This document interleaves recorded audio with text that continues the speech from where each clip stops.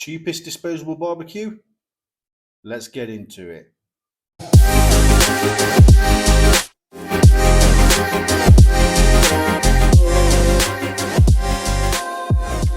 Hey guys, welcome back to the channel. So I've been sent in this barbecue by a eBay seller. Basically, he saw my video a few weeks ago that I did on a folding barbecue, which was great. I had loads of good reviews on it, things like that. Great comments. And he basically said, we sell these. Would you like to do a review on these? And I says, yeah, send one over. We'll get into it and we'll do a review on it. $8.99 this is. And I thought, that's brilliant for $8.99. I mean, look how big it is. That's even cheaper than one of them crappy disposable barbecues, which I was talking about in the last few videos that I did with the folding barbecue. You know, going on about, that they wreck in the, the countryside and they leave burn marks in the grass and things like that. And they've sent me this in to say, can you, try this one out and see what it is like. So I'm going to do a review on it today, guys, and I'm going to actually use this in a future video that's coming up with regards to, I'm doing a camp out for the RBLI, which is basically the British Legion Help for Heroes sort of thing. So it's basically camping out in your garden. It's a big thing in the UK where people do it in March. It's basically for the homeless veterans and things like that. We try and raise some money, people do videos on it and things like that and fundraisers and stuff. And I just thought that'd be perfect. We'll do sort of like a bit of a video on it, quite a long video. And I'll show you what I'm using to camp out with, my gear this year, things like that. It'll all be in the garden.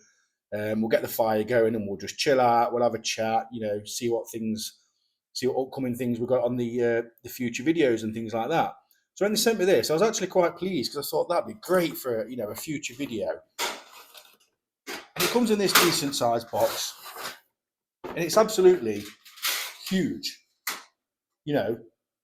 It's about 45 to 450 mil. It's pretty decent rack on it. Stainless steel as usual, which is always good.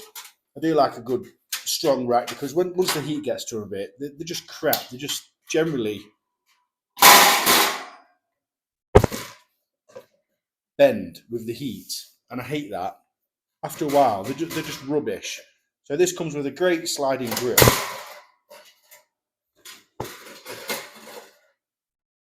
And that's huge. You're going to get a decent meal on that. You could feed 4 people on that. No problem. For $8.99, I thought that's a bargain. Wasn't expecting much for $8.99. But that's decent stainless steel mesh. Really strong. Thick as well. Quite like that. And I like it with the mesh rather than the lines, because the lines, you end up dropping sausages and bacon through, and that's that's vital when you're out camping. You can't lose food like that. It's wrong. And it comes with this basically a grill inside that pops down, and you end up with something like that inside. I mean, that's huge. For something that you could take away, going on the parks and stuff with the kids and taking the dog for a walk. And some parks have, barbecue areas and things like that.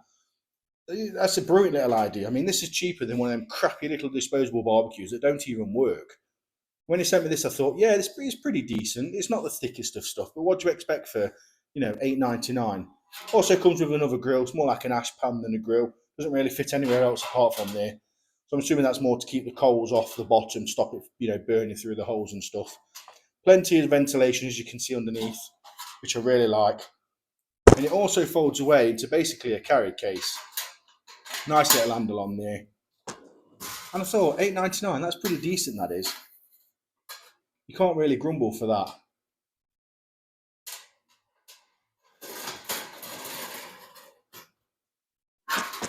And it's absolutely huge.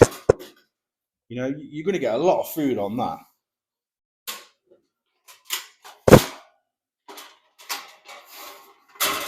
What do you think, guys? Let me know in the comments. I really like that. That's solid. That ain't going anywhere. Decent legs on it. All folds away again. Then you just fold the legs up.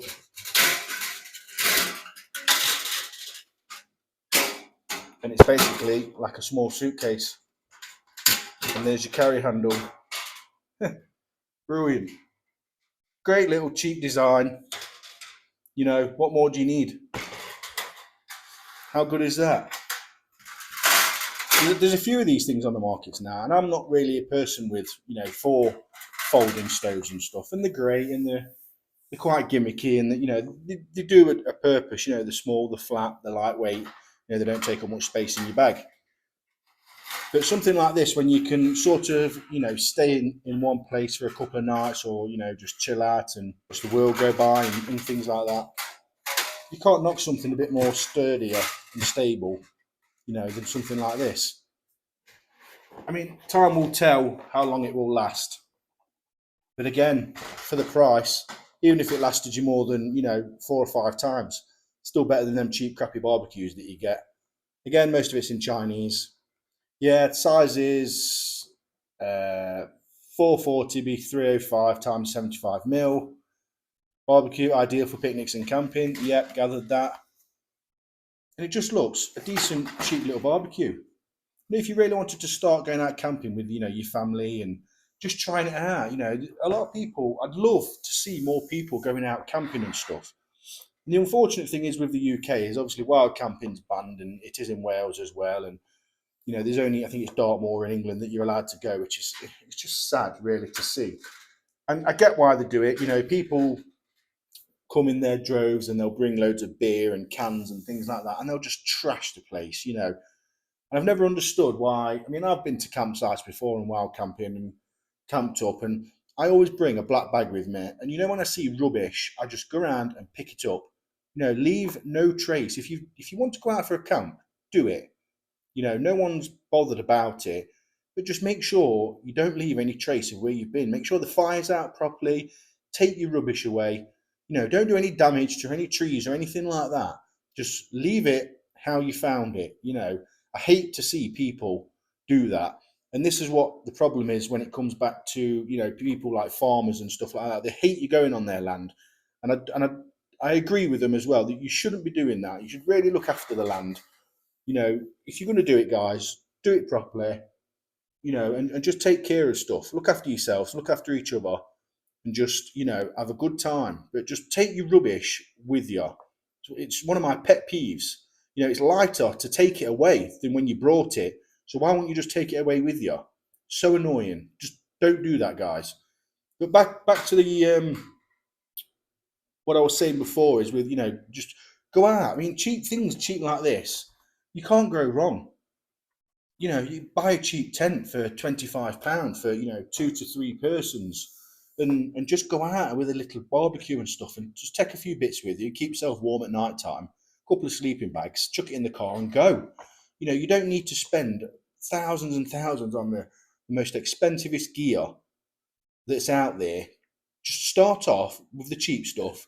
If you like it and it lasts, use it till it breaks and you can't really use it anymore. Get rid and then start looking for better things and upgrade your gear over time. That's what I've always done, and it seems to work for me. I mean, it could be cost effective, you know, to go out and buy the best stuff first, but then again, who really is going to end up doing it all the time? That's the issue. You no point going out spending £80 on a flashlight and £130 on, you know, water filter bottles and, you know, DD tarts that are £40, £50 a piece. And before you know it, it starts getting expensive, you know, with snug pack sleeping bags and things like that. It just starts getting ridiculous. Before you know it, you know, you're £1,000 in, and you just don't really need that gear. As long as you can keep warm at night and you have the decent gear at a decent price, you don't need the top quality gear.